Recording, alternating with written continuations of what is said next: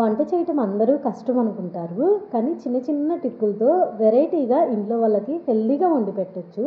దాంట్లో అలాంటి రెసిపీయే ఈరోజు మీతో షేర్ చేయబోతున్నాను. ఏంటి ఆ రెసిపీ అనుకుంటున్నారా? చాలా సింపుల్, టేస్టీ అండ్ హెల్తీ అయిన పాలకూర ఉల్లికారం అండి. ఇది చాలా బావుంటది.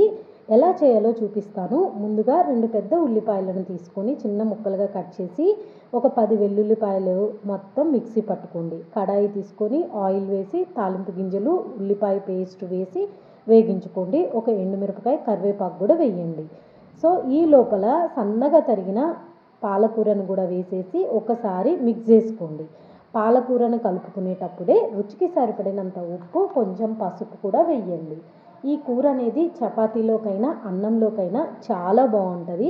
కొంతమంది పిల్లలు పాలకూర అంటే ఇష్టపడరు. అలాంటి వాళ్ళు కూడా ఈజీగా తింటారు. దాంతోపాటు ఇదిగోండి ఈ విధంగా దగ్గరికి ఫ్రై చేసుకోవాలి. బాగా ఫ్రై చేసుకోండి. మీడియం ఫ్లేమ్లో పెట్టుకోండి. బాగా కలుపుతూ ఉండండి.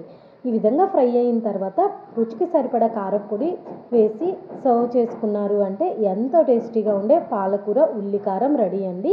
మీరు కావాలంటే దీంట్లో ధనియాల పొడి కూడా వేసుకోవచ్చు. కాకపోతే ధనియాల పొడి అవసరం మనకిక్కడ ఉండదనమాట.